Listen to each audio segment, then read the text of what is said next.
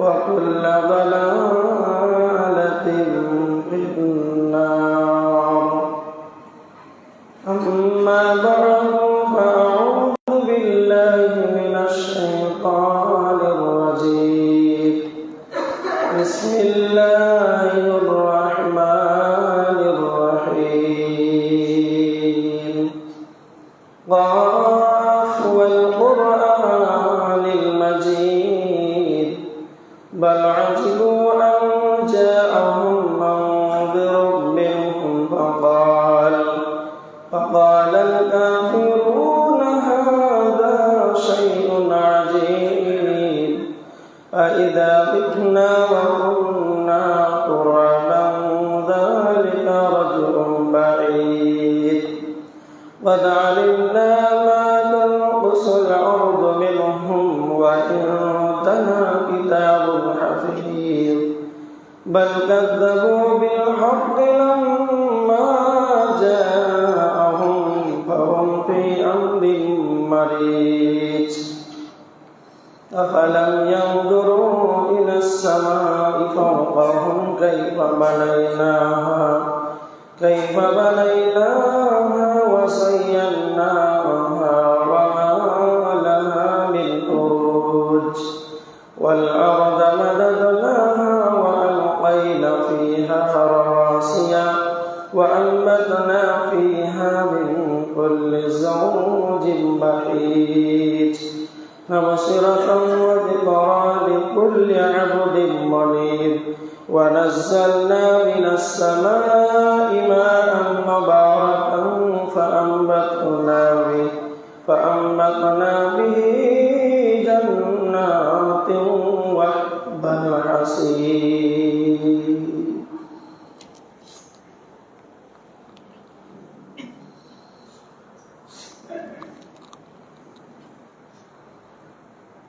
نحمده ونصلي على رسوله الكريم.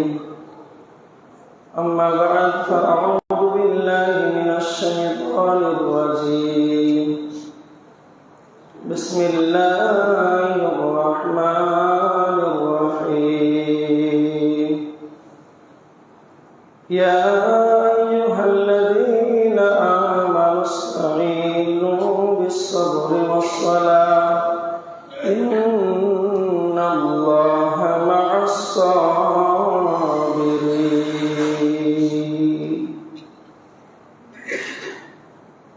عن عائشة أنها قالت سئل النبي صلى الله عليه وسلم أي الأعمال أحب إلى الله قال أدومها وإن قل وقال النبي صلى الله عليه وسلم لا صلاة لمن لم يقرأ بفاتحة الكتاب.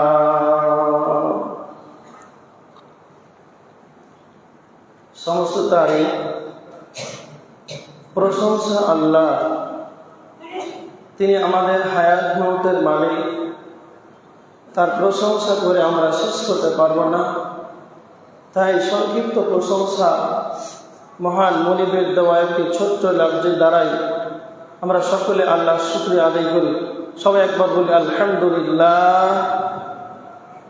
তারপরে আমাদের ধর্মের গুণ খণ্ডের নেতা নিষ্কলঙ্ক মহাপুরুষ মহানির্ভেজাল বৈজ্ঞানিক 570 খ্রিস্টাব্দে মামিনার গর্ভে মক্কা নগরে মামিন আল্লাহ নবী মাক্কি, নবী মাদানী, নবী মুহাম্মদ রাসূলুল্লাহ সাল্লাল্লাহু আলাইহি ওয়াসাল্লামের প্রতি শতকোটি শান্তির ধারা বিবর্ষিত হোক। আল্লাহুম্মা সাল্লি আলাইহি আল্লাহুম্মা বারিক আলাইহি। আজকে আপনাদের সম্মুখে বুখারী থেকে একটি হাদিস পাঠ করেছি এবং কোরআনের একটি আয়াত সূরা বাকারা থেকে পাঠ করেছি। এই আয়াত এবং হাদিসকে সামনে রেখে আজকে আপনাদের সম্মুখে আলোচনা রাখব। প্রথম কথা হলো, আমরা যে আমলগুলো করছি তো আমলগুলো আল্লাহর কাছে কবুল হচ্ছে কিনা। কোনোদিন আমরা এই চিন্তা ভাবনা করি না। সলাতে এলাম, একবারে সলাত আদায় করে বাড়ি চলে গেলাম। আমাদের ভিতরে এই জিনিসটা নাই যে আমি যেটা করলাম কষ্ট করে যা করলাম তা রসুলের হলো কিনা, ইবাদত কবুল হলো কিনা। বিশ্বনবীর হাদিস, সহি হাদিসে রয়েছে ইবনে মাজাহ শরীফের 925, ইদা সাল্লা সুবহা হিনা ইউসাল্লিমু, আল্লাহ নবী সাল্লাল্লাহু আলাইহি ওয়াসাল্লাম ফজরের সালাতের পর সালাম ফেরার পর আল্লাহ রাসূল একটা দোয়া করতেন, আল্লাহুম্মা ইন্নী আসআলুকা ইলমান নাফিআ ওয়া রিজকান তাইয়্যিবা ওয়া আমালান মুতাকাব্বালা। এটা একবার ছোট দোয়া কিন্তু ব্যাপক অর্থপূর্ণ একটি দোয়া। এর মানেগুলো খুব ব্যাপক। আল্লাহকে বলতেন, আল্লাহ আপনি আমাকে উপকারী জ্ঞান দান করেন। কেন? পৃথিবীতে অনেক জ্ঞান, অনেক পড়াশোনা, অনেক বই আছে, অনেক বিদ্যা আছে, যেই বিদ্যা আপনাকে পথভ্রষ্ট করে। আমাদের সমাজে মাধ্যমিক, উচ্চ মাধ্যমিক, বিএ, এমএ যা আছে, মানে এ থেকে যে পর্যন্ত ডিগ্রি তার আছে, কিন্তু ও দাঁড়িয়ে পেশাব করে, মসজিদে ঢুকতে জানে না, 5 ওয়াক্ত সালাত আদায় করে না। টোটালটা এক কথায় এমন বিদ্যা অর্জন করলো, সেই বিদ্যা তাকে জাহান্নাম থেকে বাঁচাতে পারলো না। এই বিদ্যার কোনো মূল্য নাই। আল্লাহ নবী এর দোয়া করতেন যে আমাকে উপকারী জ্ঞান দান। 2, ওয়ারিসবান তয়্যিবান, আল্লাহ আপনি আমাকে হালাল রুজি দেন। যদি আমার এই শরীরটা হারাম রক্ত মাংস দিয়ে যদি গঠিত হয় গঠন, তাহলে এই শরীর যদি হারাম থেকে যদি আমার তৈরি হয়, তাহলে ইবাদত আল্লাহর কাছে কবুল হবে না। 3, আল্লাহ রসুল আল্লাহকে বলতেন, আল্লাহ ওয়া আমালান মুতাকাব্বালা, এমন যে আমলগুলো করছি যেন কবুল হয়, কবুল আমল যেন হয়। কথা হলে আমরা যে আমলগুলো করছি যদি কবুল না হয় তাহলে এর কোনো মূল্য না। প্রমাণও আছে যে মানুষ সালাত আদায় করে জাহান্নামে যাবে। এমন আমল করলো যেটা মানুষকে দেখাবার জন্য তো জাহান্নামে যাবে। তার মানে আমল যদি কবুল না হয়, সেটা যদি মানুষকে দেখাবার জন্য হয়, তাহলে এই আমল করে কোনো লাভ নাই। একটা কথা আপনাদেরকে বলি, যারা আমরা সালাতে আসছি, বুখারীর একটি হাদিস 631 নম্বর হাদিস, আল্লাহ নবী সাল্লাল্লাহু আলাইহি ওয়াসাল্লাম বলেছেন, সল্লু কামা রাআইতুমুনি উসাল্লি, তোমরা আমাকে যেভাবে সালাত আদায় করতে দেখেছ সেইভাবেই তোমরা সালাত আদায় করো। কথা ভালো করে বুঝেন। আর আমাদের এলাকায়, আমাদের সমাজের মুসলমানদের সালাত যেটা বর্তমান আদায় করছে সেটা কি রসুলের? অনেক মানুষকে আপনি দেখবেন সালাতে সালাম ফেরার পর যে সুন্নাত পড়ছে তো ঘড়ি দেখছে, একবার ইমাম সাহেবকে দেখছে, একবার ফ্যান বলছে, একবার কয়টা ফ্যান চলছে, ও সব দিকে নজর ঘুরছে, ও আবার সালাত আদায় করছে। এটা কোন ধরনের সালাত? তাকে যদি বলা হয় যে আপনি সালাত আদায় করতে করতে চতুর্দিকে তাকাচ্ছেন কেন, বলছে খুব বহু টেনশনে আছি, তো লাভ ঝামেলা। ও সালাতে আদায় করছে তো ওখানে বলে টেনশন আছে, ওটা মানছে না, বলছে যেতেই পারে একার। এইরকম যদি আপনার সালাত হয় তাহলে এটা রসুলের সালাত হলো না। আল্লাহ নবীর হাদিস যে এমনভাবে আমি যেইভাবে সালাত আদায় করছি সেইভাবে সালাত আদায় করো। একটা কথা মনে রাখবেন, বর্তমান যে আমরা সালাত আদায় করছি, অনেক মানুষ একবারে 1 মিনিটে 2 রাকাত উঠছে আর বসে, উঠছে আর বসে। এই সালাত আদায় করে কি হবে? আল্লাহ রসুল সালাত আদায় করতেন রুকুতে যতক্ষণ থাকতেন, রুকুতে দাঁড়াতেন, ওখানে দাঁড়িয়ে থাকতেন। সাইদাতে যেতেন, সাইদা থেকে উঠে ততক্ষণ দাঁড়িয়ে বসে থাকতেন, তারপরে সাইদা দিয়ে আবার ওই সাইদা থেকে 2 সাইদা ওঠার পর সুন্দরভাবে ওই জায়গাতে বসে থাকতেন, তার সমস্ত অঙ্গগুলো, তারপরে তিনি 2য় রাকাতে উঠতেন। রসুলের সালাত এইরকম। আর আমাদের সালাত কি রকম একটু ভালো করে শুনেন। আগেকার যুগে মানুষ গরিব ছিল, টাকা পয়সা হতে ছিল না, তো মানুষ যখন প্যান বানাতো, প্যান ইংলিশ প্যান, বন্টল করি প্যান, আপনারা চিনেন কিনা, তো ওই প্যানগুলো বানাতো এত দূর পর্যন্ত, ছোট মানুষ, তো প্যানটা আস্তে আস্তে ছেড়ে যায়। গরিব মানুষ টাকা কোথায় পাবে? একটা প্যান বানিয়েছে 5 বছর পড়তে হয়। এরকম সময় দেখেছেন আপনারা অনেকেই, যারা বয়স্ক মানুষ আছেন। আমার মনে হচ্ছে যে এরকমও দেখেছি, তখন ওই প্যান্টটাকে টাকা নাই তো কি করবে, তখন তালি মারে, পাছায় পেছনের দিকে তালি মারে। তো ওই যেখানে তালি মেরেছে তার পাশে আর একটা ছেড়ে গেল, তার পাশে আর একটা তালি মেরেছে। এইভাবে তালি মারতে মারতে ওর আসল প্যান্টটা নেই, সবটাই নকল। তা আমাদের মসজিদের মুসাল্লিদের সলাৎ এমন যে সলাৎকে পরিবর্তন করতে করতে রসুল যা আদায় করেছেন তার সলাৎ এখন বর্তমান নেই, সব শেষ হয়ে গেছে। আচ্ছা বলেন তো, যে প্যান্টটা তালি মারতে মারতে ওর আসলটাই সব শেষ, আর আমরা যে সলাৎ আদায় করছি চুরি করতে করতে করতে 1 মিনিটে 2 রিকাত, এই রসুলের সলাৎ এটা আল্লাহ রসুল বলছেন যে আমি যেভাবে সলাৎ আদায় করি তোমরা সেইভাবে সলাৎ আদায় করো। তাহলে সেই সলাৎ আমাদের হচ্ছে না। এই যে আমরা সালাত আদায় করছি, আল্লাহর কাছে দোয়া করছি, আল্লাহ আমার যেন ছেলে হয়, আমার ছেলেটা যেন একজন আলেম হয়, হাফেজ হয়, মৌলানা হয়, ভালো ছেলে হয়, শিক্ষিত হয়, সমাজ সেবা করে, অসহায়দের পাশে দাঁড়ায়। মানে এক কথায় টোটালটাই আল্লাহকে বলি আমার সন্তানটা যেন ভালো সন্তান হয়। সালাত আদায় করি, আল্লাহর কাছে দোয়া করি, কিন্তু আমাদের ইবাদত আল্লাহর কাছে গ্রহণযোগ্য হচ্ছে না। কেন হচ্ছে না? মূল এখানেই। আপনি একটু ভালো করে দেখেন, যখন আমরা সালাতে দাঁড়াই, বিশ্বনবী বলেছেন, বুখারীর হাদিস নাম্বার 756, বিশ্বনবী বলেছেন, লা সালাতা লিমান লাম ইয়াকরা বিফাতিহাতিল কিতাব, যে ব্যক্তি সূরা ফাতিহা পড়বে না তার সালাত হবে না। তার বাদে সূরা ফাতিহা এমন একটি সূরা, আমরা যে কোনো সালাতে যে কোনো রাকাতেই আমরা যেন সূরা ফাতিহাকে যেন তেলাওয়াত করি, আর আল্লাহকে বলে আল্লাহ ইয়্যাকা না'বুদু ওয়া ইয়্যাকা নাস্তাঈন, একমাত্র আমরা আপনার ইবাদত করি আর আপনারই কাছে সাহায্য চাই। এইভাবে আল্লাহকে বলতে থাকি, আল্লাহ আপনি হলেন সকল সমস্ত জগতের মালিক, সকল কিছুর আপনি মালিক, আপনি হলেন মেহেরবান দয়াবান, কিয়ামত দিবসের আপনি হলেন মালিক। এইভাবে বলতে বলতে আল্লাহকে আমরা 4 নম্বরই বলি, আল্লাহ আপনি আপনার একমাত্র আমরা ইবাদত করি এবং আপনার কাছেই আমরা সাহায্য চাই।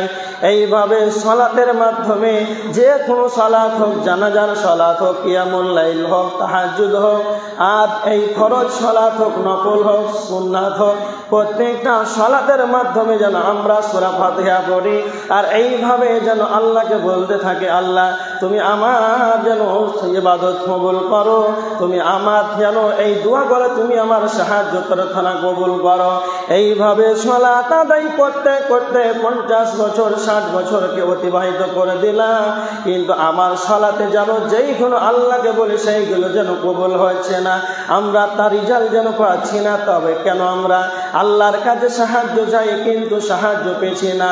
আল্লাহ বলছেন, বান্দারে যদি কালে তোমরা আমার সাহায্য নিতে চাও তাহলে সূরা বাকারার 153 নম্বর আয়াত আল্লাহ বলেছেন, ইয়া আইয়ুহাল্লাযীনা আমানুস্তাঈনু বিস-সাবরি ওয়াস-সালাহ, হে মুমিন সকল তোমরা ধৈর্য ও সালাতের মাধ্যমে বিস-সাবরি ওয়াস-সালাহ, সবরের সঙ্গে সালাত আদায় করো।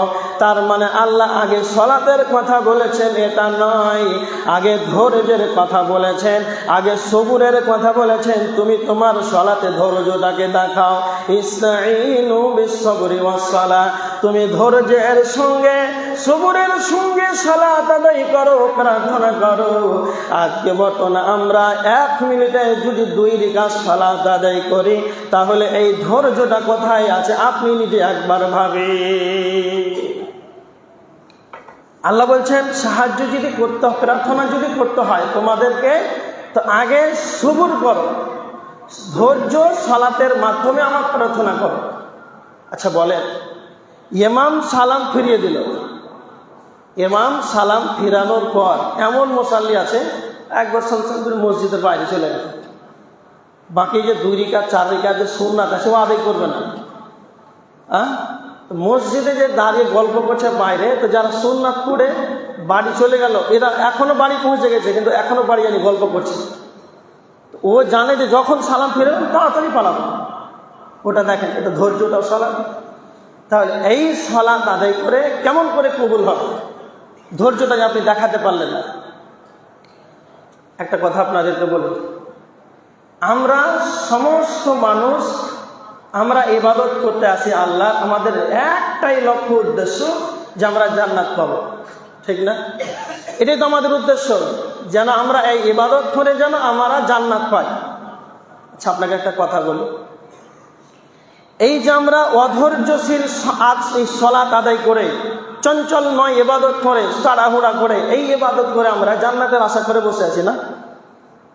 একটা উদাহরণ দিব, ভালো করে শুনেন, উদাহরণটা ভালো করে শুনেন। একজন ব্যক্তি 2 টাকা নিয়ে গেল এই পানের দোকানে, বাসতলা মোড়ে 2 টাকা নিয়ে গেল, বলছে আমাকে একটা পান দেন তো। তখন পানের দোকানওয়ালা বলছে, পাগলা, 2 টাকাতে পান হয়, 5 টাকা লাগবে। তখন ও রাগ করে বলছে 2 টাকা পান হবে না, ঠিক আছে দেখা যাবে। তখন ও রাগ করে চলে গেল ফারাকে একটা বড় জুয়েলার স্বর্ণকারের দোকান, গিয়ে বলছে যে আমাকে 1 কিলো সোনা দেন তো। লাও ঝামেলা, যেই টাকাতে পান হলো না, ও আবার স্বর্ণকারের দোকানে গিয়ে বলছে যে আমাকে 1 কিলো স্বর্ণ দেন। আচ্ছা, আমি কথাটা বোঝানোর জন্য বলছি। আচ্ছা, যেই টাকাতে পান হলো না সেই টাকাতে আবার 1 কিলো সোনা কি করে হয়? আমরা যে আমল করছি এই আমলে আমাদের দুনিয়াতে অভাব হচ্ছে না। আল্লাহ এটা দেন, ওটা দেন, এটা দেন, আল্লাহ কিছুই কবুল করেন। আমাদের সালাতে ধৈর্য নেই, আর এই সালাত আদায় করে ইবাদত করে আমার জান্নাতের আশা করে বসে আছে। কথা বুঝেননি? তো আমার উদাহরণটা দেওয়ার কথা এতটুকু যে ইবাদত করেন শান্তভাবে, একবারে নরমভাবে, কোমলভাবে, ধৈর্যশীল দেখান। সালাতের মাধ্যমে, সালাতে দাঁড়িয়ে আছেন, একাকী সালাত আদায় করছে, জমাতে করছেন, ইমাম সাহেবের ওটা দায়িত্ব। আপনি যখন সালাত আদায় করবেন এটা আপনার দায়িত্ব, আপনাকে ধৈর্যশীল হয়ে সালাত আদায় করতে হবে। এবার দেখেন, তাহলে আল্লাহ রসুলের একটা হাদিস আছে, তিরমিজিতে আছে। আল্লাহ রসুল বলেছেন যে এমন একটা যুগ আসবে যে মানুষেরা সৎ কাজের আদেশ করবে না, অসৎ কাজের নিষেধ করবে না। আর যখন মানুষ বিপদে পড়ে যাবে, আল্লাহর আযাব পৃথিবীতে চলে আসবে, তখন তার আল্লাহকে বলবে, আল্লাহ এবার আমরা পরিবর্তন হয়ে গেলাম, আল্লাহ আযাব দিয়ে না, আর এনআরসি করেন না, সিএএ কে কিছু আর করিয়েন না। তা আল্লাহ রসুল বলছেন, ফালা ইস্তাজাবু লাকুম, সেই সময় তোমাদের আর দোয়া কবুল হবে না। তার মানে আমরা কি অবস্থায় আছি যে আমাদের দোয়া কবুল হচ্ছে না? আল্লাহকে আমরা এইগুলো বলি, ওইগুলো বলি, কিছুই যে কবুল হচ্ছে না। ওই রকমই যে টাকাতে পান হয় না, সেই টাকা স্বর্ণের আশা করে বসে আছে। খুব ভালো করে কথাটা বুঝুন। এরপরে দেখেন, এই যে আপনি তাড়াহুড়ো করে ইবাদত করছেন, আমল করছেন, বলে ঠিক আছে, কিন্তু আল্লাহ বলেছেন সূরা গাশিয়া আয়াত নাম্বার 2-3 নাম্বার আয়াত, আল্লাহ বলেছেন আমিলাতুন নাসিবা তাসলা নারান হামিয়া। গাদা গাদা আমল করবে, আমিলাতুন মানে আমল করবে, নাসিবা মানে ক্লান্ত হয়ে যাবে। কেমন? আপনি সকাল থেকে কাজ করছেন, সকাল থেকে দুপুর পর্যন্ত, একেই বলা হয় কাজ করা, আমল করা। দুপুর 12টা বেজে গেল, রোদের যেন ওপরে, মাথার উপরে একবার সূর্য চলে এলো, আর যেন কাজ করতে পারছেন না, ক্লান্ত হয়ে গেলেন, একেই বলা হয় নাসিবা। তো আল্লাহ বলছেন এমন মানুষ যারা আমল করবে, আমিলাতুন এমন আমল করবে, কাজ করবে, নাসিবাতুন ক্লান্ত হয়ে যাবে। আর আল্লাহ বলছেন এইগুলো আমল করার পরে যেন তাসলা নারান হামিয়া, তারপরেও যেন তারা জাহান্নামে চলে যাবে। তার মানে গাদা গাদা আমল কাকে বলা হয়? এক কথা ভালো করে বুঝেন, আমরা যেমন কিয়ামুল লাইল তারাবির সালাত আদায় করলাম, যখনই রমজান মাসের চাঁদ যখনই উঠে গেল, মসজিদে ভিড় করে সালাতে চলে এলাম, লাইন পালিয়ে গেল, মাথার ঘাম যেন পায়ে ঝরে, এই অবস্থাতে কষ্ট করেও মেহনত করে যেন আমরা কিয়ামুল লাইল ছাড়লাম না। আর যেটা ফরজ সালাত রমজান মাস পেরিয়ে গেল আর যেন আদায় করলাম না। তার মানে এই রমজানে গাদা গাদা আপনি আমল করেছেন, কষ্ট করেছেন, ক্লান্ত হয়েছেন, তারপরে আমার আল্লাহ বলছেন এমন আমলকারী আছে আমল করার পরও যেন জাহান্নামে চলে যাবে। এমন আমলকারী, এইরকম যদি আপনি কষ্ট করে আমল করেন আর আপনার আমল যদি আল্লাহর কাছে গ্রহণযোগ্য না হয়, শুধু একটা বোঝানোর জন্য একটা কথা বলি, মুহররমুল হারাম একটা মাস, আরবি মাস, আরবি মাসের প্রথম মাস মুহররম মাস। এই মুহররম মাসে আমরা রাসূলের সুন্নাত 2টা সিয়াম পালন করি। আর যারা শিয়া আছে, যারা হানাফি আছে, যারা বেরেলি আছে, হানাফিরা কম, বেরেলি আছে, শিয়ারা বেশি। যখন মুহররমুল হারামের মাস যখন চলে আসবে তখন তারা বাড়ি থেকে যেন তাজিয়া নিয়ে বের হবে। আর তাজিয়া নিয়ে এই গ্রাম থেকে ওই গ্রাম জিগরি পর্যন্ত যাবে, বাংলা যাবে, আবার ন্যাশনাল দিয়ে ঘুরে যেন এনটিভিসি মোড় আসবে। আর বুকে যেন হাই হোসেন হাই হোসেন হাই হোসেন বলে বুকটাকে বাড়ি মারবে।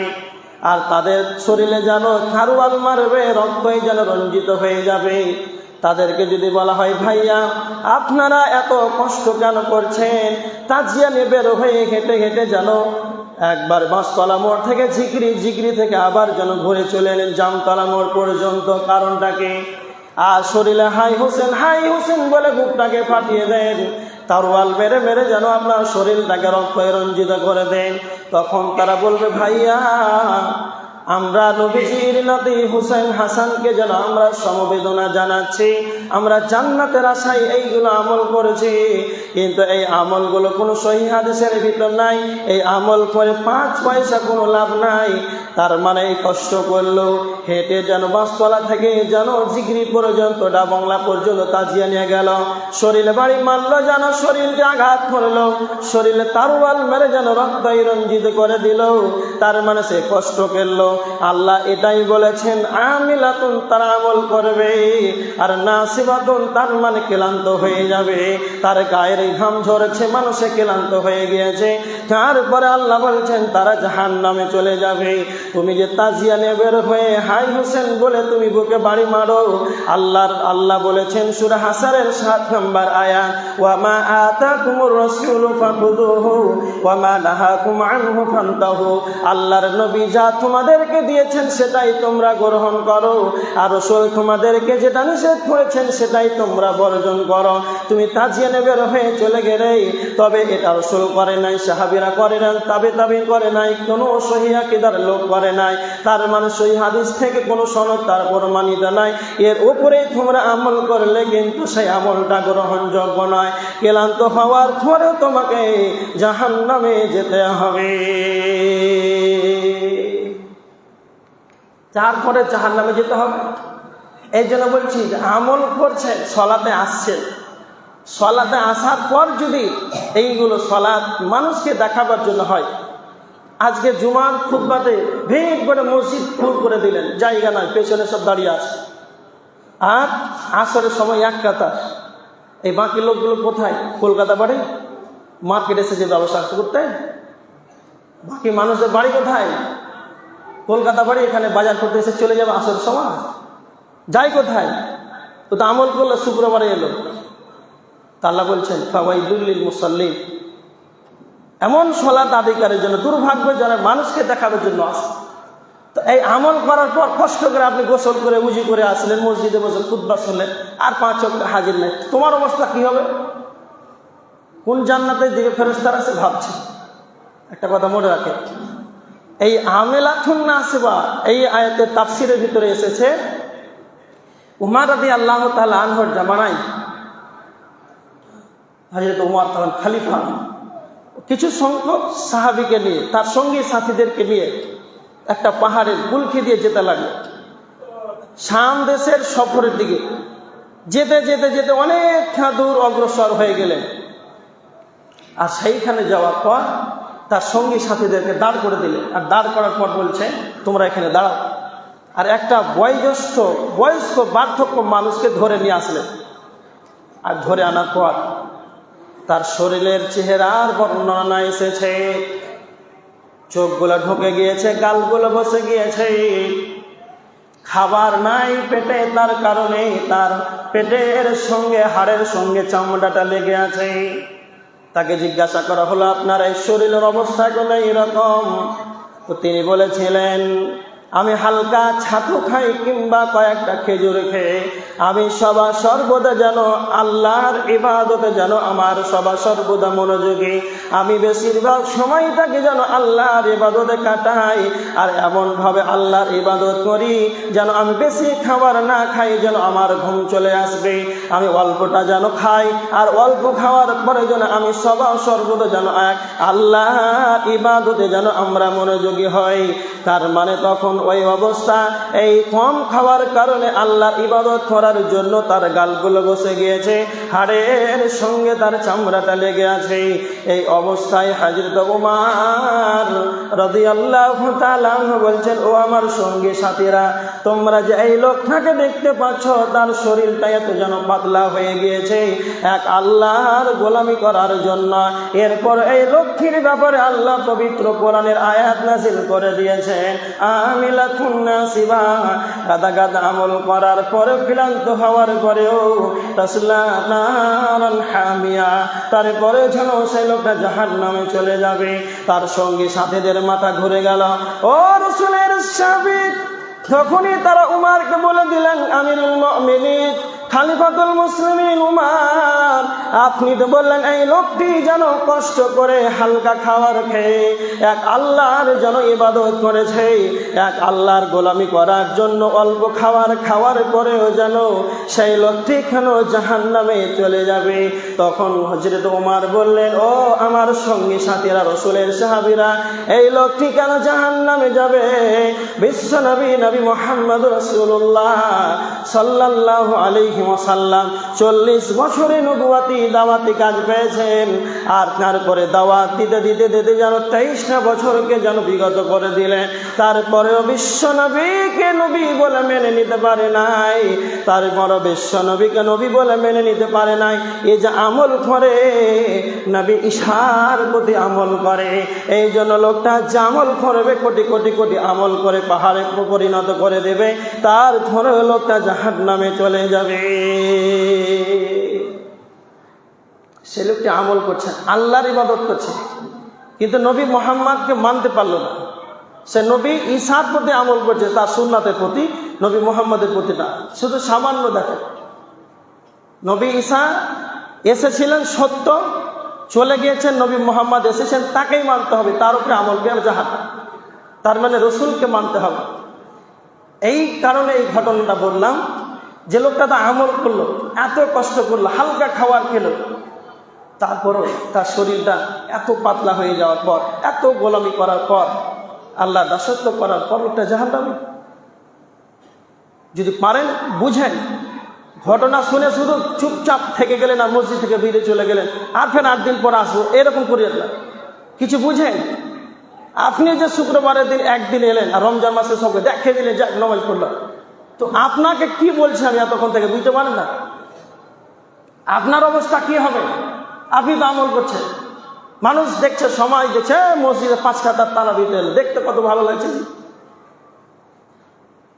মসজিদে মশালি জোয়ার চলে আসছে রমজানে, বাকি 1 মাস শেষ।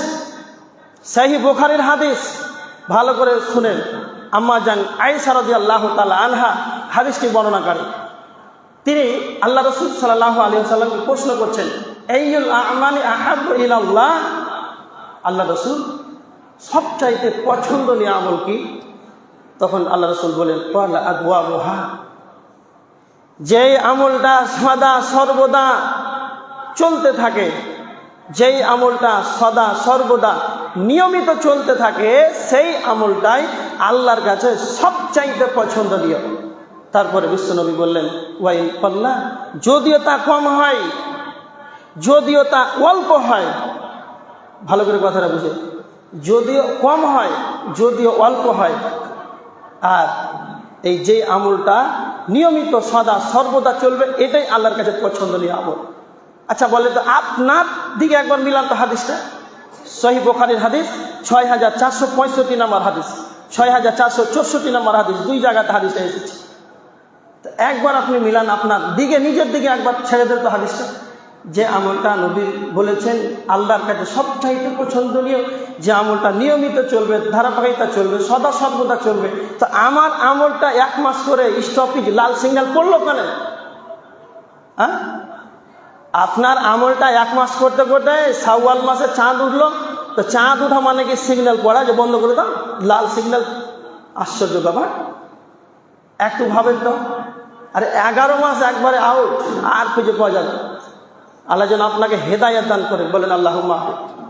শেষের সময় একটা কথা বলি, মায়ের পেটে যখন সন্তান আসে, তখন কিছু কিছু জিনিস আছে চাইতে হয় না। আচ্ছা, কেউ কোনোদিন বলেছে যে আমার স্ত্রীর পেটে সন্তান আছে আল্লাহ, তো দুটা পা দিও? কেউ কোনদিন বলে? বুঝতে পারেন?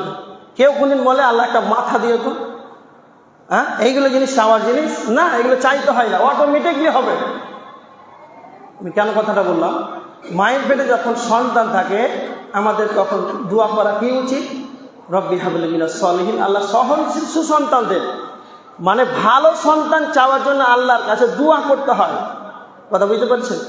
তার মানে সব জিনিস চাওয়া যায় না, বুঝতে পারলেন? ভাত পা কান্ন এইগুলো চাওয়া জিনিস না, এগুলো তো দিবেই, কিন্তু যেটা দরকার হযরত ইব্রাহিম করেছিলেন, হযরত জাকারিয়া আলাইহিস সালাম করেছিলেন, আল্লাহ আমাকে একটা পবিত্র সন্তান দেন, আল্লাহ আমাকে একটা সহনশীল সুসন্তান দেন। আমি কথাটা বোঝানোর জন্য বলছি, এইগুলো জিনিস চাইতে হয়। আর এই হেদায়াত, আপনি যে 1 মাস আদায় করলেন আর 11 মাস আসেননি, তার মানে আপনার কপালে হেদায়াত নেই। আপনাকে আল্লাহ চাননি, তা আপনাকে চাইতে হবে, আল্লাহ তুমি আমাকে হেদায়াত দাও। সবাই মসজিদে 20 জন 20 জন মুসাল্লি 5 ওয়াক্ত গেল, আমি যেতে পারলাম না, মানে আমার কপালে হেদায়াত নেই। তা হেদায়াত এমন জিনিস, এটা আল্লাহর কাছে চাইতে হয়। সূরা ফাতিহা আয়াত নম্বর 5, এই যে আয়াতটা বলছিলাম, আল্লাহ আপনার ইবাদত করি, আপনার কাছে সাহায্য চাই। কি চাই? ইহদিনাস সিরাতাল মুস্তাকিম, আল্লাহ আমাকে সরল পথ দেখাও।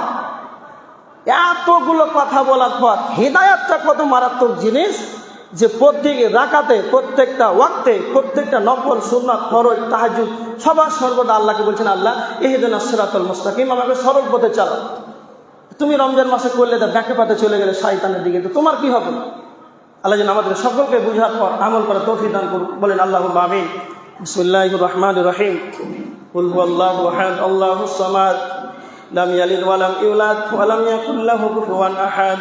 আল্লাহুম্মা সাল্লি আলা মুহাম্মাদিন ওয়া আলা আলি মুহাম্মাদ কামা সাল্লাইতা আলা ইব্রাহিম ওয়া আলা আলি ইব্রাহিম ইন্নাকা হামিদুম মাজিদ। আল্লাহুম্মা বারিক আলা মুহাম্মাদিন ওয়া আলা আলি মুহাম্মাদ কামা বারাকতা আলা ইব্রাহিম ওয়া আলা আলি ইব্রাহিম ইন্নাকা হামিদুম মাজিদ।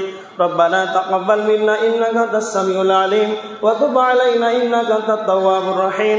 سبحان ربك رب العزة